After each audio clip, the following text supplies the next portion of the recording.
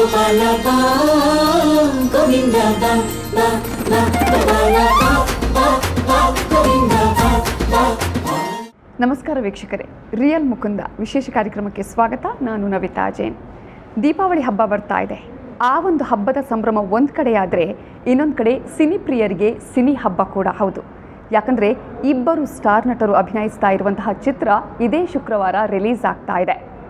ಕಿಚ್ಚ ಸುದೀಪ್ ಹಾಗೆಯೇ real star Upendra ಅಭಿನಯಿಸಿರುವಂತಹ Mukunda Murari ಚಿತ್ರ October 28ಕ್ಕೆ release ಆಗ್ತಾ ಇದೆ. ಹಾಗಾದರೆ ಈ ಚಿತ್ರದಲ್ಲಿರುವಂತಹ ಎಕ್ಸ್ಪೆಕ್ಟೇಷನ್ಸ್ ಏನೇನು, ಯಾವ ರೀತಿಯಾಗಿ ಈ ಚಿತ್ರದಲ್ಲಿ ಜನರು ನಿರೀಕ್ಷೆಗಳನ್ನು ಇಟ್ಕೊಂಡಿದ್ದಾರೆ, ಚಿತ್ರದಲ್ಲಿರುವಂತಹ ವಿಶೇಷತೆಗಳು ಏನೇನು, ಇವೆಲ್ಲದರ ಬಗ್ಗೆ ಮಾತನಾಡೋದಕ್ಕೆ ನನ್ನ ಜೊತೆ ಈಗ ಚಿತ್ರತಂಡದವರಿದ್ದಾರೆ. ಮೊದಲನೇದಾಗಿ ರಿಯಲ್ ಸ್ಟಾರ್ ಸೂಪರ್ ಸ್ಟಾರ್ ಆಗಿರುವಂತಹ ಉಪೇಂದ್ರ ಅವರಿದ್ದಾರೆ. Welcome to the show sir. ಹಾಗೆಯೇ ಕನ್ನಡದ ಯಶಸ್ವಿ ನಿರ್ದೇಶಕರಾಗಿರುವಂತಹ ನಂದಕಿಶೋರ್ ಅವರು ಕೂಡ ಇದ್ದಾರೆ. ನಿಮಗೂ ಕಾರ್ಯಕ್ರಮಕ್ಕೆ ಸ್ವಾಗತ.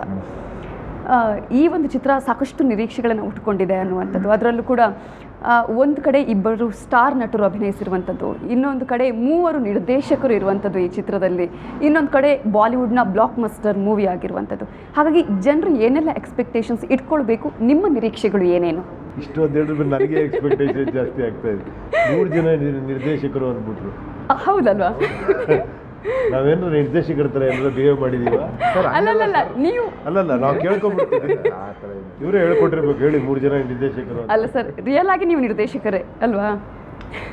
ಈ ಚಿತ್ರಕ್ಕೆ ನಾನು ನಿರ್ದೇಶಕ ಅಲ್ಲ, ಅಲ್ಲ. ಈ ಚಿತ್ರಕ್ಕೆ ಅಂತ ನಾವು ಹೇಳ್ತಾ ಇಲ್ಲ, ಇಡೀ ಒಟ್ಟಾರೆಯಾಗಿ 3 ಜನ ಈ ನಿರ್ದೇಶಕರು. ಚಿತ್ರಕ್ಕೆ 3 ಜನ ನಿರ್ದೇಶಕರು ಅದೇ. 3 ಜನ ನಿರ್ದೇಶಕರು ಅಷ್ಟೇ. 3 ಹಿಟ್ ಫಿಲಮ್ ಕೊಟ್ಟರು ಅಂತ ಏಕಮಾತ್ರ ನಿರ್ದೇಶಕ. ಇಲ್ಲ, ಖಂಡಿತ ನಾನು ಈಗ ಎಕ್ಸ್ಪೆಕ್ಟೇಷನ್ ಇಟ್ಕೊಳ್ಳೋದು ಬಿಟ್ಬಿಟ್ಟಿದ್ದೀನಿ. Actually expectation is injurious to health ಅಂತ. ನಿರೀಕ್ಷೆ ಭಾಳ ಇದು. ಆಮೇಲೆ ಇಷ್ಟಪಟ್ಟು ಯಾವುದನ್ನು ನಾವು ಎಂಜಾಯ್ ಮಾಡಿ ಸಿನಿಮಾ ಮಾಡಿರ್ತೀವೋ ಅದು ನಿಜವಾಗ್ಲೂ ಇಷ್ಟ ಆಗುತ್ತೆ ಅನ್ನೋ ನಂಬಿಕೆ ಅಷ್ಟೇ. ನಾವು ನಿಜವಾಗ್ಲೂ ಇಷ್ಟಪಟ್ಟು ಎಂಜಾಯ್ ಮಾಡಿ ಸಿನಿಮಾ ಮಾಡಿದ್ದೀವಿ. ಪ್ರತಿಯೊಂದೊಂದು ಶಾರ್ಟ್ನೂ ಕೂಡ, ಒಂದೊಂದು ಡೈಲಾಗ್ನೂ ಕೂಡ ಡೈರೆಕ್ಟ್ರು ಎಂಜಾಯ್ ಮಾಡಿದ್ದಾರೆ ಅಂದ್ಕೊಂಡಿದ್ದೀನಿ.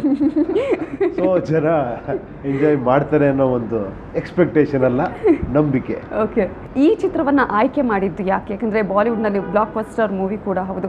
ಒಂದು ಚಿತ್ರವನ್ನು ರಿಮೇಕ್ ಮಾಡುವಂತಹ ಸಂದರ್ಭದಲ್ಲಿ ಸಾಕಷ್ಟು ಚಾಲೆಂಜಸ್ಗಳು ಎದುರಾಗುತ್ತೆ ಅನ್ನುವಂಥದ್ದು. ನಿಮಗೆ ಅಂಥ ಚಾಲೆಂಜಸ್ ಎದುರಾಯ್ತಾ ಇದರಲ್ಲಿ? ಮೊದಲನೇದಾಗಿ ಇದು ಕಾಂಬಿನೇಷನ್ ಅಂದರೆ ಸುದೀಪ್ ಸರ್ ಆಗಿರ್ಬೋದು, ಉಪೇಂದ್ರ ಸರ್ ಆಗಿರ್ಬೋದು, ಒಟ್ಟಾಗಿ ಒಂದು ಸಿನಿಮಾ ಮಾಡ್ತಾ ಇದ್ದಾರೆ ಅಂತಂದರೆ ಫಸ್ಟ್ ಎಕ್ಸೈಟ್ಮೆಂಟ್ ಅದೇ. ಎರಡನೇದಾಗಿ ಸಬ್ಜೆಕ್ಟ್, ವಿಭಿನ್ನವಾದ ಕಥೆ, ಚಿತ್ರಕಥೆ. ಸಬ್ಜೆಕ್ಟ್ ಎರಡನೇದಾಗಿ ಕಿಚ್ಚ ಸುದೀಪ್ ಉಪೇಂದ್ರ ಇಲ್ಲ ಸರ್, ಮೊದಲನೇದಾಗಿ ನಾವಿರೋದು, ಮೊದಲನೇದಾಗಿ ಕಾಂಬಿನೇಷನ್, ಅದಾದ್ಮೇಲೆ ಸಬ್ಜೆಕ್ಟ್. ಇಲ್ಲ ಸರ್, ಅದು ನಾನು ಒಪ್ಪಲ್ಲ. ಎಕ್ಸೈಟ್ಮೆಂಟ್ ಏನು ಅಂತ ಕೇಳ್ತಾ ಇದ್ದಾರೆ. ಎಕ್ಸೈಟ್ಮೆಂಟ್ ಕೇಳ್ತಾ ಇದ್ದಾರೆ. ಎಕ್ಸೈಟ್ಮೆಂಟ್ ಕತೆ ಮೊದಲು ಮೂಲ. ಜನರಿಗೆ ಇರುವಂಥದ್ದು ಸ್ಟಾರ್ ನಟರು ಇರುವಂಥದ್ದು ಅಂತ ಹೇಳಿ, ಹಾಗಾಗಿ ಅವರ ನಿರೀಕ್ಷೆ ಕೂಡ ಅದೇ ಆಗಿರ್ಬೋದು. ನೀವು ಒಬ್ಬ ನಿರ್ದೇಶಕ, ಸುದೀಪ್ ಅವರೊಬ್ಬ ನಿರ್ದೇಶಕರು, ಅವರೊಬ್ಬರು ಸ್ಟಾರು, ನೀವೊಬ್ಬರು ಸ್ಟಾರ್. ಈ ಕಾಂಬಿನೇಷನ್ ಹೇಗೆ ವರ್ಕೌಟ್ ಆಗಿದೆ ಇಲ್ಲಿ ಅಂತ ಅನ್ಸುತ್ತೆ? ಹಾಗೆಯೇ ಆ ಒಂದು ಎಕ್ಸ್ಪೀರಿಯನ್ಸ್ ಹೇಗಿತ್ತು?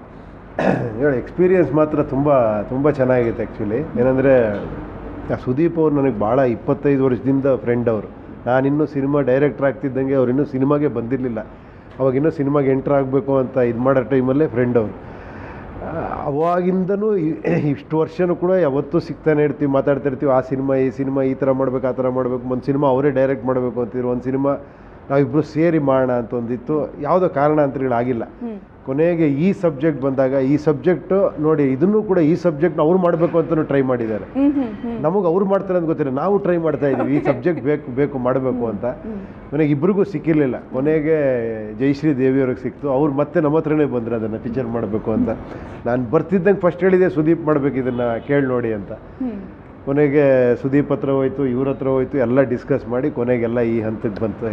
ದೇವರ ದಯೆ ಅಂತ ಅನ್ಸುತ್ತೆ. ಎಲ್ಲವೂ ದೇವ್ರ ದಯೆನೇ. ನಾವಿಲ್ಲಿ ಕೂತಿರೋದೇ ದೇವ್ರ ದಯೆ. ಆದರೆ ಚಿತ್ರದಲ್ಲಿ ಹಾಗಿರಲ್ಲ ಅನ್ಕೋತೀನಿ. ಅಂದರೆ ದೇವರ ದಯೆ, ಆದರೆ ಅಲ್ಲಿ ನೀವು ಹೇಳ್ತೀರಿ I am god is great ಅಂತ ಹೇಳ್ತೀರಿ. ಹಾಗಾಗಿ ಆ ದೇವರಿಗೂ, ಚಿತ್ರದಲ್ಲಿರುವಂತಹ ದೇವರಿಗೂ ನಾನು ಹೇಳ್ತಿರೋದು ದೇವರ ದಯೆ. ನಾನು ಇಲ್ಲಿ ಕೂತಿದ್ದೀನಿ, ನೀವೆಲ್ಲ ಕೂತಿದ್ದೀರಾ, ಎರಡೆರಡು ಅರ್ಥನೂ ಇದೆ. ಆದರೆ ಆ ಪಾತ್ರದಲ್ಲಿ ನೋಡಿದ್ರೆ ನಾಸ್ತಿಕನ ಪಾತ್ರ ಇರುವಂಥದ್ದು. ಆ ಒಂದು ವಿಷಯಕ್ಕೆ ಹೇಳಿದೆ ನಾನು. ಅದೇ ನಿಜವಾದ ನಾಸ್ತಿಕ ಭಾಳ ದೊಡ್ಡ ಆಸ್ತಿಕ ಆಗಿರ್ತಾನೆ.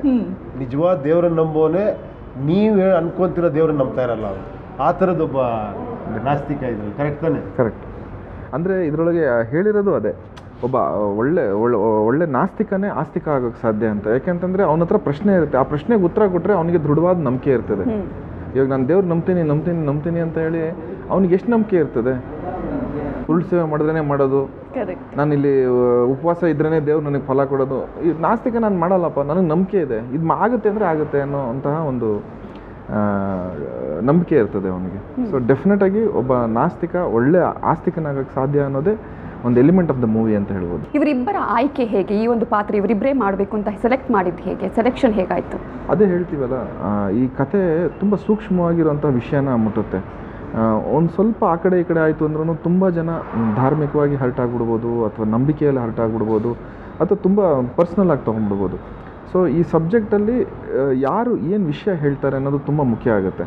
ಸೊ ಇವಾಗ ಉಪೇಂದ್ರ ಅವರು ಎಲ್ಲರಿಗೂ ಗೊತ್ತಿರೋ ಹಾಗೆ ನೇರವಾಗಿ ಹೇಳ್ತಾರೆ ವಿಷಯಗಳನ್ನು, ಯಾವುದೇ ಥರವಾಗಿ ಅದರೊಳಗೆ ಲೇಪನಗಳಿರಲ್ಲ ಅಂತ ನಂಬಿರೋಂತಹ. ಯಾವಾಗಲೂ ಬೈತಿರೋ ನೀವು ಬೈದ್ರೂ ತೊಂದರೆ ಇಲ್ಲ, ಯಾರ ಬೈದ್ರೆ ಸೀರಿಯಸ್ ಇಲ್ಲ ಸರ್, ನೀವು ವಿಷಯ ಹೇಳಿದ್ರೆ ತುಂಬ ವಿಚಾರ ಮಾಡ್ತಾರೆ ಅನ್ನೋದಷ್ಟೇ. ನಾಸ್ತಿಕನ ಪಾತ್ರ ಅನ್ನುವಂಥದ್ದು ಈ ಹಿಂದಿನ ಪಿಕ್ಚರಲ್ಲೂ ಕೂಡ ನಾವು ಅದನ್ನು ನೋಡಿದ್ದೀವಿ. ನಿಮ್ಮ ಪಿಕ್ಚರಲ್ಲಿ ಇದರಲ್ಲಿ ಮತ್ತಷ್ಟು ಅದರ ಬಗ್ಗೆ ಜಾಸ್ತಿ ಮಾತುಕತೆಗಳು ಇರುತ್ತಾ ಹೇಗೆ, ಅಥವಾ ಇನ್ನಷ್ಟು ನಿಮಗೆ ಹೇಳೋದಕ್ಕೆ ಅವಕಾಶ ಸಿಕ್ಕಿದೆಯಾ ಇಲ್ಲಿ ಹೇಗೆ ಅಂತ? ನಿಜ ಹೇಳ್ಬೇಕಾದ್ರೆ ಎ ಪಿಕ್ಚರಲ್ಲಿ ಒಂದು ಸಣ್ಣ ಸೀನ್ ಇತ್ತು ಅಷ್ಟೇ. ಇದು ಇಡೀ ಪಿಕ್ಚರ್ ಎ ಪಿಕ್ಚರ್ ನೋಡ್ದಂಗಿರುತ್ತೆ, ಬಿಗಿನ್ ಟು ಎಂಡ್ವರೆಗೂ ಹಂಗೆ ಇರುತ್ತೆ. ಇದರಲ್ಲಿ ಒಂದು ಕಾಂಬಿನೇಷನ್ ಜಾಸ್ತಿ ಸುದೀಪ್ ಅವ್ರ ಜೊತೆ ಜಾಸ್ತಿ ಇತ್ತು.